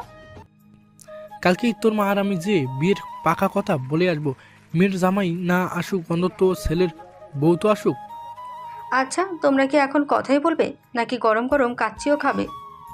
কুলসুম বেগমের কথা শুনে নিহাজ সাহেব বললেন, নিশ্চয়ই, এটা আমার ছোট মেয়ের কাজ। হ্যাঁ, এটা আমার কাজ। এবার তাড়াতাড়ি টেস্ট করে বলো কেমন হলো। এই সাথে তুলনা হবে না। মায়ের হাতের রান্না পৃথিবীর সেরা রান্না। সবাই আনন্দ করে খাচ্ছিল। তখন কলিং বেল বেজে উঠল। অপূর্ব বলে, রনি তার মাহি এসেছে। ওরা যে শুনেছে কাচ্চির কথা, দেখো হাজির। তোমরাও খাও, আমি দরজা খুলে দিচ্ছি। অপূর্ব দরজা খুলে মেঘকে দেখে হতভম্ব। কিরে তুই? বাবা তো বাসা, এখন কি করব? তো আমাকে রেখে আনন্দ করবি তোরা, আর আমি বাসায় বসে কাচ্চির প্রশংসা শুনবো, তাই চলে আসলাম। এবার বল, হিটলার আঙ্কেল কোথায়? তার চোখ ফাঁকি দিয়ে তোর রুমে ঢুকতে পড়তে পারলেই হলো। সাবধান, ঢুকে পড়, আমি ম্যানেজ করে দিচ্ছি। কি রে, তুই ওদের দরজার সামনে দাঁড় করিয়ে রেখেছিস কেন? ভেতরে নিয়ে আয়, একসাথে খাই সবাই মিলে। না মা, তার দরকার নেই, তোমরা খাও। আমরা রুমে বসে একসাথে খাবো। আমি ওদের রুমে নিয়ে যাচ্ছি। বড্ড বেঁচে গেলাম। এমনিতেই পাপা আজ রেগেছিল। কেন? সবাই বলল অপূর্ব। অপূর্ব কথা শুনে সবাই হেসে বলে, যাক, রাস্তা ক্লিয়ার হলো। তবে কিসের রাস্তা? তোর বিয়ের রাস্তা। শালা তলে তলে বেবি ট্যাক্সি চালাও, আর আমরা কইলেই হরতাল। কতবার জিজ্ঞেস করেছি, কিরে তোর সাথে কি রূপসার কিছু চলছে? কি সুন্দর করে বলে, আরে এসব প্রেমের ড্রাইভারি করার সময় নেই। আর এখন দেখি সে মাস্টার। চুপ কর তো তোরা। মেঘের কথা শুনে সবাই চুপ হয়ে গেল। মেঘ বলল, আমরা এসেছি খেতে, আগে কাচ্চি খাই, তারপর ওর ক্লাস নিচ্ছি। অপূর্ব, যা খাবার নিয়ে আয়। আমি পূর্ণাকে বলে রেখেছি, ওর খাওয়া শেষ হলেই নিয়ে আসবে। চল কাচ্চি, আস্তে আস্তে এক রান লুডো খেলা হয়ে যাক। তামিমকে মিস করছি, বেচারা বইয়ের জালে আটকা পড়ে গেছে। তোরা খেল, আমি একটু রেস্ট করি। বলে বেডের পাশে সিঙ্গেল সোফায় শার্টের সব কটা বাটন খুলে শুয়ে পড়ল। ওরা তিনজন লুডো খেলায় মগ্ন। একটু কারো চোখ এদিক সেদিক হলেই রাখির চোরামি করবে। বাকির অভ্যাস এটা। তাই অপূর্ব তার রনির পুরো মনোযোগ দিয়ে খেলছে। হঠাৎ করে খাবারের ট্রে নিয়ে পূর্ণার রুমে ঢুকে। পূর্ণার আওয়াজ পেয়ে অপূর্ব বলে, খাবার টেবিলে রেখে যা। ঘাড় ঘুরিয়ে তাকালো না, শুধু কোনো মতে মুখ দিয়ে বলল, পূর্ণা খাবার রাখে সামনে তাকিয়ে দেখে মেঘের উন্মুক্ত বক্ষ। একবার তাকিয়ে দেখে সরিয়ে নিয়ে সামনে তাকিয়ে বলে, ওরা তিনজন তো খেলছে, তাহলে এটা কে? পূর্ণার সামনে তাকিয়ে দেখে মেঘ এক দৃষ্টিতে পূর্ণার দিকে তাকিয়ে আছে। পূর্ণার বুক ধুক করে উঠল, মনে পড়ে গেল মোবাইলে দেওয়া থ্রেট। পূর্ণা অপূর্বকে ডাকবে তার আগেই মেঘ পূর্ণাকে টান দিয়ে নিজের কোলে বসালো। মেঘ পূর্ণাকে নিজের সাথে মিশিয়ে নিল। পূর্ণার পিঠ মেঘের বুকের সাথে লেপ্টে আছে। পূর্ণা কেঁপে উঠল, কোনো মতে মৃদু কণ্ঠে বলল, কি করছেন? ছাড়ুন। নিজের বউকে কেউ ছাড়ে? কে বউ? কিসের বউ? আমি কিন্তু চিৎকার করব। একটু জোরে চিৎকার করবা, যাতে তোমার আম্মুর কান পর্যন্ত আওয়াজ যায়। প্লিজ ছাড়ুন। নিজের তো লজ্জা নেই, তাই বলে আমার লজ্জা খাবেন? লজ্জা খেতে সেই টেস্ট, তবে তার সাথে নুন মরিচ হলে আরও ভালো হতো। ছাড়ুন, কেউ দেখে ফেলবে তো। কেউ আমার বউকে যখন দেখে গেল, তখন আমি চাই সবাই এভাবে আমাদের দেখুক আর ধরে বিয়ে দিয়ে দিক। কিরে পূর্ণা, তুই কি করছিস? পূর্ণা মেঘের পাশে বসে বুক ধুকপুক করছে।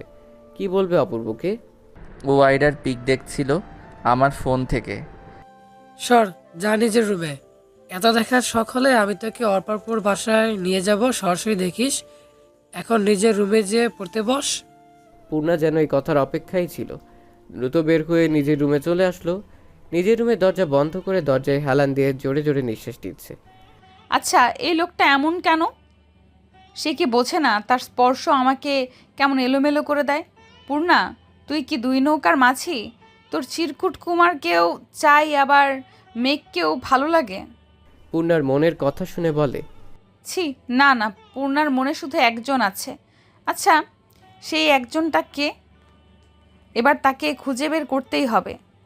আপনি আড়ালে বসে আমাকে দ্বিধায় কেন ফেলছেন চিরকুট কুমার? আমার এই হৃদয় যে বারবার অগোছালো হচ্ছে, আমি স্থির করতে পারছি না তাকে।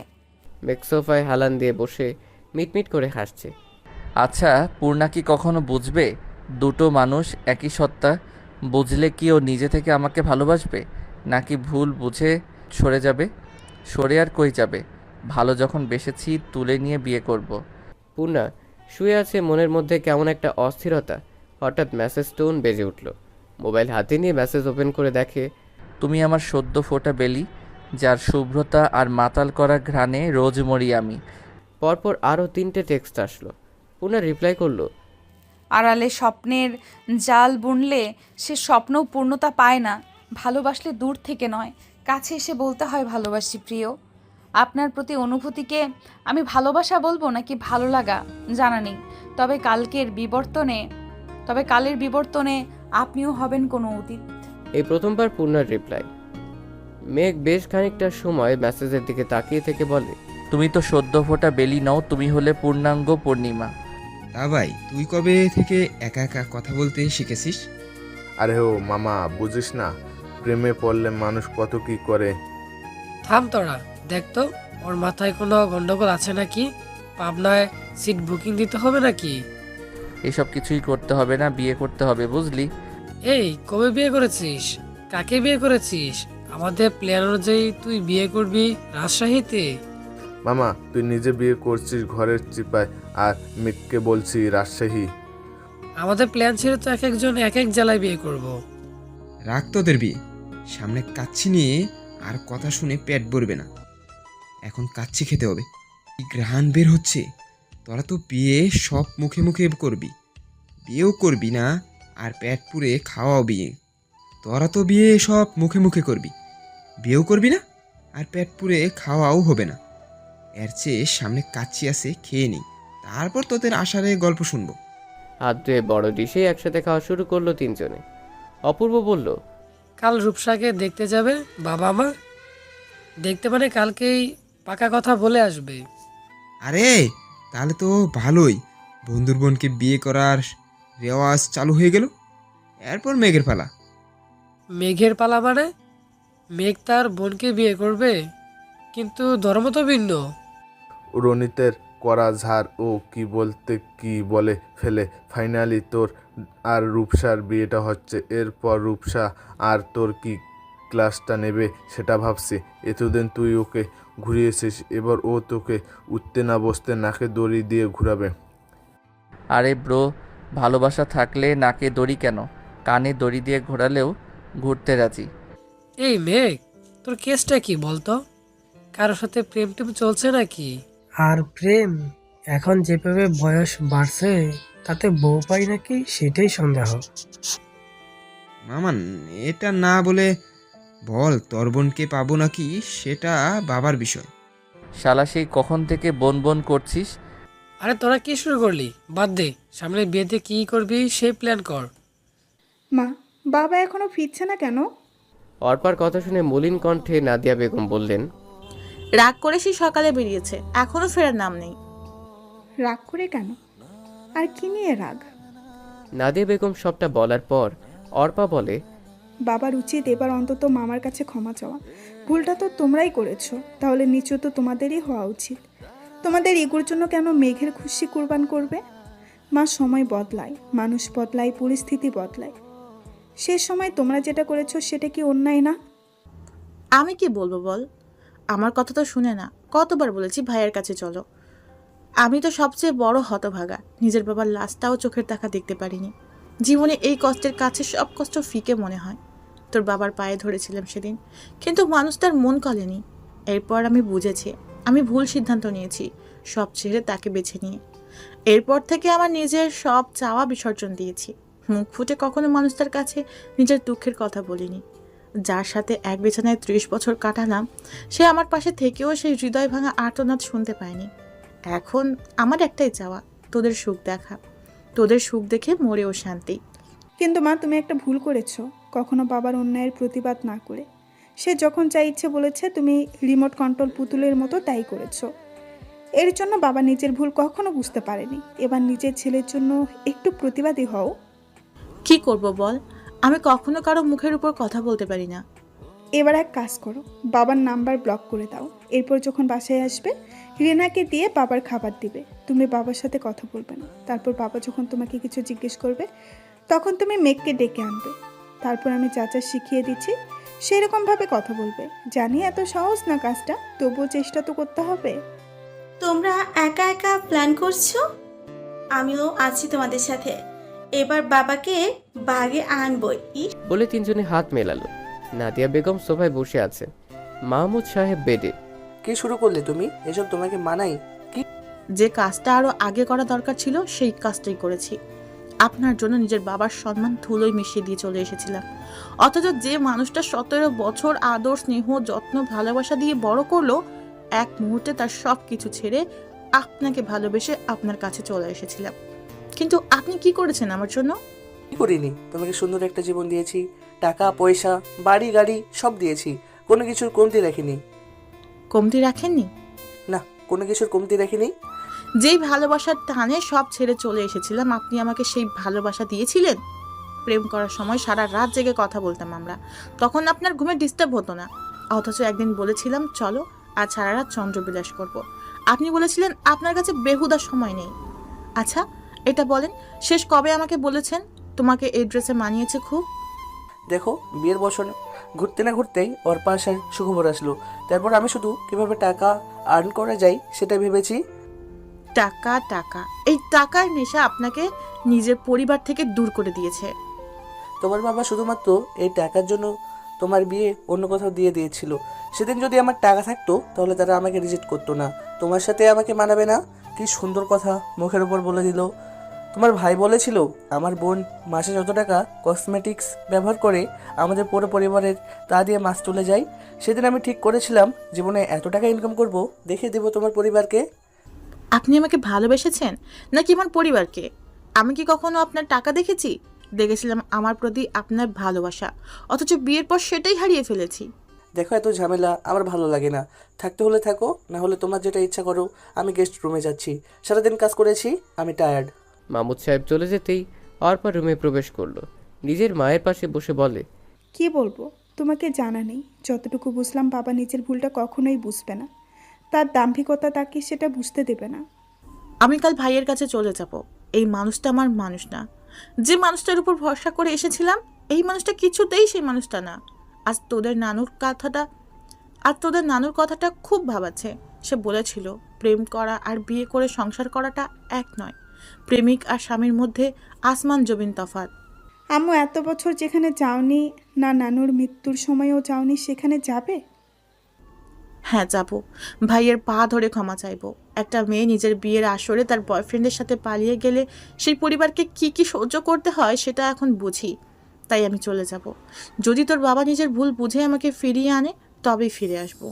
ছাদে বসে ওরা সবাই আড্ডা দিচ্ছে। এর মধ্যে মেঘ বলল, আমি পানি খেয়ে আসি। সাবধানে বাবা, যাতে তোকে দেখে না ফেলে। দেখলে বলবো মামা আমি শত হোক আপনার ভাগ্নে। সারা জীবন শুনেছি মামা ভাগ্নে যেখানে আপদ নাই সেখানে। শালা নিজে তো মরবি সাথে অপূর্বকে নিয়ে। মেঘ নিচে এসে আস্তে করে পূর্ণার রুমে ঢুকে পড়ল। রাত তখন প্রায় 2টা ছুঁয়েছে। পূর্ণা তখনও পড়ায় ব্যস্ত। হঠাৎ করে মেঘকে দেখে বলে, আপনি? পূর্ণার কথা হয়তো মেঘ শুনতে পায়নি। আস্তে করে এসে পূর্ণার পাশে বসে বলে, আমার ভাই পাঠিয়েছে তোমাকে পড়াতে। আপনি বললেই আমি বিশ্বাস করব? ভালোই ভালোই বের হন, নয়তো আমি চিৎকার করব। আমি জানি তুমি চিৎকার করবে না, যত হোক তোমার জামাইকে কেস খাওয়াবে না শ্বশুরের কাছে। আপনি যাবেন নাকি? কি পড়ছিলে দেখি? ফিজিক্স? এটা কোনো সাবজেক্ট হলো? তোমরা সুন্দরী মেয়েরা পড়বে কেমিস্ট্রি, রসায়ন। দেখুন আপনি প্লিজ চলে যান। কেউ দেখে ফেললে আমার কিছু না হলেও আপনার চরিত্রে দাগ লাগবে। কবি বলেছেন সুন্দর মেয়েরা ফিজিক্স পড়বে না। ভালোবাসি সুইট বউ। উঠে দাঁড়িয়ে হুট করে পূর্ণাকে জড়িয়ে ধরে বলে, যেদিন তুমি বুঝবে সেদিন শুধু আমাকেই খুঁজবে। তারপর কানের কাছে মুখ এনে বলে, বুঝবে যেদিন, খুঁজবে সেদিন, জানি খুঁজবে সেদিন, পাবে না খুঁজে আমাকে। বলেই চলে গেল। পূর্ণার সাথে সাথে দরজা লক করে দিল। পূর্ণা নিজের বুকের ধুকপুক শব্দ শুনতে পাচ্ছে। আচ্ছা এই মানুষটার স্পর্শ আমাকে এইভাবে এলোমেলো কেন করে দেয়? জগ থেকে এক গ্লাস পানি খেলো। জোরে জোরে শ্বাস নিয়ে নিজেকে শান্ত করার চেষ্টা করছে। কিছুক্ষণ পর আবার টেবিলে বসলো। মেঘ সিঁড়িতে আসতেই হুট করে তার কিছু একটা মনে পড়লো। তারপর মনে মনে বলে, মেঘ এত বড় ভুল কিভাবে করলি? পূর্ণা এক দৃষ্টিতে তাকিয়ে আছে খাতার দিকে। এই হ্যান্ডরাইটিং পূর্ণার খুব পরিচিত। পূর্ণা দ্রুত উঠে তার চিরকুটগুলো বের করলো। Same to same. পূর্ণার চোখ অশ্রু ঝরছে। সুখের অশ্রু নাকি কষ্টে সেটা বোঝা যায়। দ্রুত উঠে নিজের রুমের দরজা খুললো। আশপাশে তাকালো, না, মানুষটা আশপাশে নেই। দরজার পাশে দেয়ালে হেলান দিয়ে দাঁড়িয়ে চোখ বন্ধ করে আছে। ইচ্ছে করছে এখনই ছুটে যেয়ে মানুষটাকে জড়িয়ে ধরতে, একদম লুকিয়ে ফেলতে বুকের বাঁ পাশে।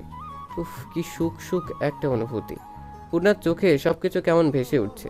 মেঘের সব অসহ্য কাজগুলো ভেবেও কেমন চোখ মুখ লাল হয়ে উঠছে। কবি হয়তো ঠিক বলেছেন, প্রেমে পড়ার মতো সুন্দর আর স্নিগ্ধ অনুভূতি দ্বিতীয়টি নেই। কি অদ্ভুত সুখকর অনুভূতি। হঠাৎ কারো কণ্ঠে চোখ মেলে তাকালো পূর্ণা। কিরে তুই এখানে কি করছিস? অপূর্বর কথা শুনে খানিকটা ঘাবড়ে গেল, তবুও নিজেকে সামলে বলে, ভাইয়া পানি আনবো টেবিল থেকে, কিন্তু একটু আগে ডাইনিং রুমে যেন কার ছায়া দেখতে পেলাম, তাই ভয় করছে। আরে বোকা, ওটা তো মেঘ ছিল। আর তুই আমার সাথে আয়, এত ভীতু হলে চলে? মেঘ ভাইয়া এখন কোথায়? কোথায় আবার ছাদে? তুই কেন জিজ্ঞেস করছিস? মনে হলো তুমি আমাকে মিথ্যে সান্ত্বনা দিচ্ছ, তাই কনফার্ম হলাম সত্যি আমাদের বাসায় এখনো আছে নাকি। আজ আমাদের বাসায় থাকবে ওরা। কিন্তু বাবা দেখে ফেললে? দেখবে কি করে? একটু পর রুমে এসে ঘুম দিব, উঠে দেখবো বাবা অফিসে। পূর্ণা এক গ্লাস পানি নিয়ে বলে, আমি রুমে যেয়ে খাবো। রুমে এসে দরজা বন্ধ করে বলে, ভালোবাসি আপনাকে, শুনছেন? ভালোবাসি আপনাকে। ইস, মনের কথা যদি মনের মানুষের কাছে পৌঁছে যেত কতই না ভালো হতো। উফ, এখন টুক করে তার মনের নোটিফিকেশন চলে যেত, তার পূর্ণা তাকে ভালোবাসি বলছে। আপনার নাম মনে আসতেই লজ্জা ঘিরে ধরছে কেন আমাকে? আমি কেন আগে বুঝলাম না আমার চিরকুট কুমার আপনি? আচ্ছা ভালোবাসেন যখন, তখন মুখ ফুটে বলছেন না কেন? একবার তো অন্তত চোখে চোখ রেখে বলুন ভালোবাসি। আমার এত সুখ আমি কই লুকাবো প্রাণ? নিয়াজ আহমেদের সামনে মাথা নিচু করে বসে আছে নাদিয়া বেগম। কুলসুম, আমার চোখের সামনে থেকে সরে যেতে বলো। এত বছর পর কেন সব নাটক করছে তা বুঝতে পারছো তো? ভাইয়া আমি ভুল করেছি, মানছি তো, প্লিজ ক্ষমা করে দাও। জানি এই ভুলের ক্ষমা হয় না, তবুও আমাকে আর পর করে রেখো না। 30টা বছর তোমাদের ছেড়ে একা কাটিয়েছি। মেয়েদের বিয়ের পর বাপের বাড়ি থাকে, সুখ দুঃখ ভাগ করে নেওয়ার আশ্রয়স্থল, কিন্তু আমার ছিল না। একা একা নিজেকে সামলেছি। আমি মানছি আমি ভুল করেছি, তবে এবার তুমি মেরে ফেললেও আমি ফিরে যাব না। দেখুন, আপনার সাথে আমাদের কোনো সম্পর্ক আগেও ছিল না, এখনও নেই। দয়া করে আমাদের সুখের সংসারে নজর দিবেন না। ভাইয়া, এভাবে পর করে দিও না। আমি মাহমুদকে ছেড়ে চলে এসেছি। বাহ, খুব ভালো কাজ করেছেন। তা যখন আপনার বাবা মা মারা গেল তখন কেন আসলেন না? তখন তো কি নিজের বাবা মাকে শেষ দেখার ইচ্ছে হয়নি? এসব নাটক বন্ধ করুন আর বের হন আমার বাসা থেকেই।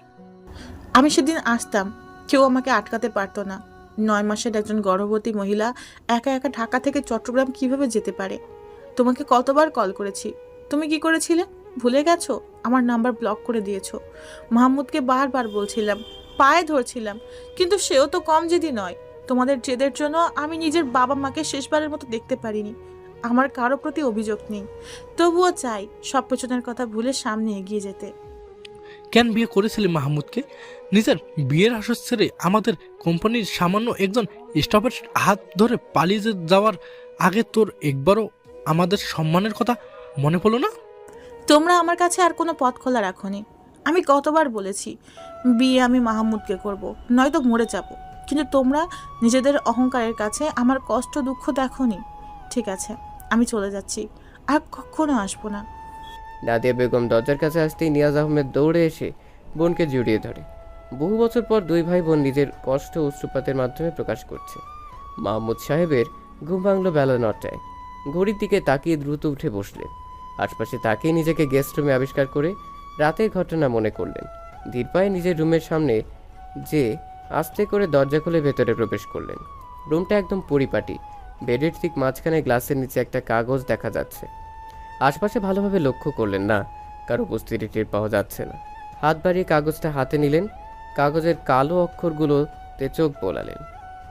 কাগজটা ভাঁজ করে ড্রয়ারে রেখে ফ্রেশ হয়ে নাস্তার টেবিলে আসলেন। নাস্তার টেবিল আজ ফাঁকা। নাদিয়া বেগম ছাড়া বাড়িটা মনে হয় মৃত। দেহে আছে কিন্তু প্রাণ নেই। ঘরের স্ত্রী, ঘরের প্রাণ। আজ প্রাণটাই নেই। জগ থেকে এক গ্লাস পানি ঢেলে নিলেন। এর মধ্যেই দেখলেন মেঘ আর অন্তরা বের হচ্ছে। কোথায় যাচ্ছ তোমরা? অন্তরাকে হোস্টেলে দিয়ে আমিও একটা ব্যাচেলার রুম খুঁজে নেব। আম্মুকে ছাড়া এই বাড়িতে থাকা সম্ভব নয়। তোমার মা না হয় পরের বাড়ি মেয়ে, কিন্তু তোমরা তো এ বাড়ি, তাহলে তোমরা কেন যাবে? যেখানে আমাদের মায়ের সম্মান নেই সেখানে আমরা থাকবো না। আর আমাদের বাড়ি আর মায়ের বাড়ি আলাদা, এটা আগে বললে মাকে নিয়ে একটা আমাদের বাড়ি বানাতাম, যেখানে আমার তোমার নেই, সব কিছু থাকতো আমাদের। বলেরও দুজন বের হয়ে গেল। নিয়াজ সাহেব সোফায় চুপ করে বসে রইলেন। টাকার পিছনে ছুটতে ছুটতে কখনো নিজের মানুষদের নিয়ে ভাবার সময় হয়নি। আজ যেন সবাই তাকে চোখে আঙুল দিয়ে দেখাচ্ছে টাকা থাকলেই হয় না, নিজের মানুষ ছাড়া টাকা মূল্যহীন। কত বছর পর মামা বাড়ি যাচ্ছি। তোর মামা বাড়ি আমার, তো শ্বশুর বাড়ি স্পেশাল ট্রিট পাবো। মামা তো ঝাঁটা মেরে তাড়িয়ে না দেয় আবার। চুপ, বেশি কথা। তুই যা, আমি রাতে আসবো। অন্তরাকে রিকশায় উঠিয়ে দিয়ে মেঘ দোকান থেকে একটা সিগারেট কিনে ধরিয়ে মনের সুখে টানতে টানতে প্রায় পূর্ণার কোচিংয়ের সামনে চলে এসেছে। পূর্ণা কেবল কোচিংয়ে ঢুকবে এমন সময় মেঘকে থেকে থেমে গেল।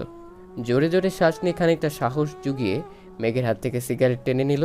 মেঘ সামনে না তাকিয়ে বলে, শালা, সাহস তো কম না, মেঘের হাত থেকে সিগারেট ধরিস? আপনি সিগারেট কেন খাচ্ছেন? আমি তো আপনাকে ভালো ভেবেছিলাম। তো ভালো ভাবতে কে বললো? দেখুন, এসব সিগারেট খাওয়া চলবে না। আমি অল্প বয়সে বিধবা হতে চাই না। মেঘ পূর্ণার হাত শক্ত করে ধরে হাঁটা শুরু করলো। কিছু দূর যে একটা সিএনজি ডেকে সেটাতে উঠে পড়ল। একটা অ্যাপার্টমেন্টের সামনে এসে সিএনজি থামলো। পূর্ণা বলে, কি করছেন? আমার পড়া আছে, সামনে আমার পরীক্ষা। বউ থাকতে না খেয়ে থাকতে চাই না। এখন তুমি আমার সাথে আমার বাসায় যাবে, আমাকে নিজের হাতে রান্না করে খাওয়াবে। হোয়াট? আমি আপনার বউ হলাম কবে? মেঘ ভাই এসব কি বলছেন? আমাকে কোথায় নিয়ে আসলেন? এটা তো আপনার বাসা না। কে বলেছে এটা আমার বাসা না? এটা তো আমাদের ছোট্ট সংসার। হাত ছাড়ুন প্লিজ ভাইয়া। আরেকবার ভাইয়া বললে সোজা লিপ কিস করব। চুপচাপ আমার সাথে চলো। পূর্ণা মেঘের সাথে একটা ফ্ল্যাটে ঢুকলো। মেঘ ডোর লক করতেই পূর্ণা কেঁপে উঠল। মেঘ মুচকে এসে বলে, ভয় পাচ্ছ আমাকে? না, আপনাকে ভয় কেন পাবো? আপনি কি বাঘ নাকি যে খেয়ে ফেলবেন? মেঘ এক পা দুপা করে পূর্ণার একদম কাছে চলে আসলো। পূর্ণা চোখ বন্ধ করে কোনো মতে বলল, আপনি এটা করতে পারেন না। মেঘ পূর্ণার কোমর ধরে নিজের সাথে মিশিয়ে নিয়ে কানের কাছে মুখ নিয়ে বলে, পশু পাখিকে ভয় পাওয়ার কিছু নেই। তবে একজন প্রাপ্তবয়স্ক পুরুষের সাথে একাকী কোনো কিশোরী থাকলে তাকে তো ভয় পেতে হয়। পূর্ণা মেঘের পিঠ তার ধারালো নখ দিয়ে আঁকড়ে ধরল। দুজন শুধু দুজনের হার্টবিটের শব্দ শুনতে পাচ্ছে। মেঘ আস্তর করে পূর্ণার পিঠ থেকে ব্যাগটা নিয়ে পূর্ণার থেকে দূরে সরে আসলো। পূর্ণা তখনও চোখ বন্ধ করে জোরে জোরে শ্বাস নিচ্ছে। মেঘ পূর্ণার সামনে তুড়ি বাজিয়ে বলে, এই মিসেস মেঘ, সোজা কিচেনে যান আর আমার জন্য কিছু বানিয়ে নিয়ে আসুন। পেটের মধ্যে ইঁদুর দৌড়াচ্ছে। কিচেন কোন দিকে? তুমি যেখানে দাঁড়িয়ে আছো সেখান থেকে সোজা। কিচেনে এসে পূর্ণা প্রথমে আটা গুলে নিল, তারপর কড়াইতে ঘি ঢেলে এলাচ, তেজপাতা, দারুচিনি দিয়ে একটু ভেজে নিয়ে সুচি দিয়ে একটু ব্রাউন কালার করে ভেজে নিয়ে তাতে পানি দিয়ে দিল। তারপর তাতে চিনি, কাজু, কিশমিশ অ্যাড করে আর একটু নাড়াচাড়া করে উঠিয়ে নিল। মেঘ পূর্ণার দিকে তাকালো, কোমরে ওড়না বাঁধা, চুলগুলো খোপা করা, পরনে আকাশি রঙের 3 পিস। মেঘ পূর্ণার চুলগুলো আস্তে করে খুলে দিল। পূর্ণা দ্রুত সামনের দিকে ফিরে বলে, সরি, আমি খেয়াল করিনি। বলে পিঠে হাত দিয়ে দেখে চেন তো আটকানো। মেঘ হেসে বলে, আজ খোলা থাকলেও সমস্যা নেই। আমার বউ, আমার সম্পত্তি, আমি না দেখলে কে দেখবে? তা রাঙা বউ, রান্না করতে পারো তো নাকি না খেয়ে থাকতে হবে? রান্না কেমন হয়েছে? সব মশলা পারফেক্টভাবে দিয়েছো, ভালো তো হবেই। তাহলে এবার আমি সবটা বলি, আপনি রান্না করুন। না মানে আমার ভুল হয়েছে। তোমার হাতের ছোঁয়া পেয়ে রান্না অমৃত হয়ে গেছে। হাতটা দাও তো, একটা চুমু খাই। বিয়ের পরে রান্নার ভরপুর প্রশংসা করবেন। প্রশংসা পছন্দ হলে পরের বেলায় খাবার পাবেন, নয়তো উপোস রাখবো। চলো বিয়েটা করে ফেলি। আমার বাবাকে বলুন, আর এখন আমার যেতেই হবে, নয়তো বাসা থেকে খোঁজ করা শুরু হয়ে যাবে। চলো আজ তোমাকে নিয়ে একসাথে শ্বশুর বাড়ি যাব। পূর্ণা নিজেকে একটু গুছিয়ে নিয়ে আয়নায় তাকিয়ে বলে, আপনি আমাকে কিভাবে ভালোবাসলেন? এভাবে ওভাবে কিভাবে যেন বেসে ফেলেছি। আপনি তো আমাকে প্রপোজ করেননি। পূর্ণা হিসাবে শেষ পিনটা গেথে এপাশ ফিরেই দেখে মেঘ হাঁটু মুড়ে বসে বলে, আমার সারা জীবনের ব্যক্তিগত রাঁধুনি হবে। কথা দিচ্ছি তোমার রান্নার ভরপুর প্রশংসা করব। এ কেমন প্রপোজ হলো? বলো না হবে। সারা জীবনের জন্য আমি তোমার। তোমার শব্দটা যেন মেঘের হৃদয়ে শীতল হাওয়া বয়ে গেল। ওটাই পূর্ণাকে জড়িয়ে ধরে শক্ত করে মৃদু স্বরে বলে, আমি শুধু তোমার। এই আজকের পর থেকে আর আপনি আপনি চলবে না বলে দিলাম। চলো জমের সাথে লড়াই করে তোমাকে নিয়ে আসতে বের হয়ে পড়ি। আমার বাবাকে জম বলা? তোমার বাবাকে কেন বলবো? আমি আমার মামাকে বলেছি। দুজনেই হেসে দিল, হাতে হাত রেখে বের হয়ে আসলো। ভালোবাসা এমন এক ম্যাজিক, ভালোবাসলে তাকে শত জন্মের পুরোপুরি মনে হয় কত যুগের সম্পর্ক ছিল। তারা হয়তো সব সময় কাছেই ছিল, এক মুহূর্তে যেন সবচেয়ে নিজের হয়ে যায় মানুষটা। মাহমুদ সাহেব নিয়াজ আহমেদের সামনাসামনি বসে আছে। কিছুক্ষণ নীরব থেকে মাহমুদ সাহেব বলেন, আমি কখনো মাথা নত করতে শিখিনি, কিন্তু আপনি আর আপনার বাবা আমাকে চরমভাবে অপমান করেছিলেন। হ্যাঁ, আমি মানছি তখন আপনার পরিবারের মেয়ের সাথে আমার রিলেশন করার যোগ্যতা ছিল না, কিন্তু মন কি টাকা দেখে আমি বুঝেছিলাম পুরো পৃথিবীতে আপনার বোনের মতো আমাকে কেউ ভালোবাসতে পারবে না। তাই টাকা ছাড়ার সাহস আমার হয়নি। বারবার আপনার বাবার আর আপনার সামনে নত হয়েছি। আপনারা আমাকে কুকুরের মতো তাড়িয়ে দিয়েছেন, এভাবে আমি নিতে চাইনি, আপনারা বাধ্য করেছেন। সেসব কথা এখন টানতে চাই না। আমি আমার নত হয়ে ক্ষমা চাইছি। আমার বউকে আমার কাছে ফিরিয়ে দিন, আর আমার সন্তানদের তার নানার বাড়ি ফিরিয়ে দিন। আমার ছেলেটাকে তার ভালোবাসা ফিরিয়ে দিন। আমি যদি বলি আমার বোনকে ফিরিয়ে দিন তার বাবা মাকে, পারবেন? আমার মা বাবার তার মেয়েটাকে শেষবারের মতো দেখার জন্য ছটফট করতে করতে মারা গেছে। রাগ অভিমান একদিন মিটে যায়, কিন্তু সময়ের সাথে বাড়তে থাকে ক্ষতগুলো। কীভাবে মেটাবেন জানি না, কোন ভাষায় ক্ষমা চাইবো, তবুও বলবো নিজের ঘৃণ্য অতীত ধরে রেখে বাচ্চাদের বর্তমান নষ্ট করবেন না। আমরা যা ভুল করেছি তার শাস্তি ওদের দেবেন না। নাদিয়া বেগম অবাক নেত্রে নিজের প্রিয়তমকে দেখছে। এই তো সেই মাহমুদ যার জন্য পৃথিবীর সবকিছু ত্যাগ করতে রাজি নাদিয়া বেগম। কোথায় হারিয়ে গিয়েছিল এই মানুষটা? মাহমুদ সাহেব উঠে নাদিয়া বেগমের হাত ধরে বলে, সব ভুলগুলো ভুলে যাও। এবার থেকে তুমি তোমার মাহমুদকে দেখার পাবে। আবার চলো সাজিয়ে তুলি বাকি জীবনটা। নাদিয়া বেগমের চোখ থেকে কয়েক ফোঁটা অশ্রু নড়ে পড়ল। এ যেন সুখের অশ্রু। সবাই নিজেদের মধ্যে সব মিটিয়ে নিচ্ছে। এমন সময় মেঘ আর পূর্ণা বাসায় ফিরল। অন্তরা বলে, মিয়া বিবি চলে আসছে, পরিবারও রাজি, এবার খবর দাও কাজী। শালা, আমার নাকের ডাগায় বসে আমার বোনের সাথে প্রেম করলি, আর আমি জানতে পারলাম না। হায় আফসোস। সুমন্দি, তুই তো তোর প্রেমিকারে নিয়ে পাগল, এসব দেখার টাইম কই তোর? নিয়াজ সাহেব মেঘের সামনে এসে বলে, দেখতে ঠিকঠাক, কিন্তু কাজ কাম কিছু করো নাকি বাপের হোটেলে খাও? শেষ পর্যন্ত আমার মেয়ের জামাই হয়েই দম নিলা। তা আর দেরি কিসের? 2 বিয়ে একসাথে হোক, একজন যাবে একজন আসবেই। কথা শেষ করে মেঘকে জড়িয়ে ধরলেন। পরের শুক্রবার ধুমধামে বিয়ে হয়ে গেল। সবাই সবার জীবনে আনন্দিত। মেঘ বারান্দায় বসে পায়ের উপর পা তুলে মোবাইল নিয়ে ব্যস্ত। পূর্ণা এসে মোবাইলটা টান দিয়ে নিয়ে বলে, তোমার সামনে এত সুন্দরী বউ থাকতে মোবাইলে কি? বউ আমারে যে কষ্ট দিছে তার শোধ তুলতে হবে না? শাস্তি হোক ভালোবাসাময়।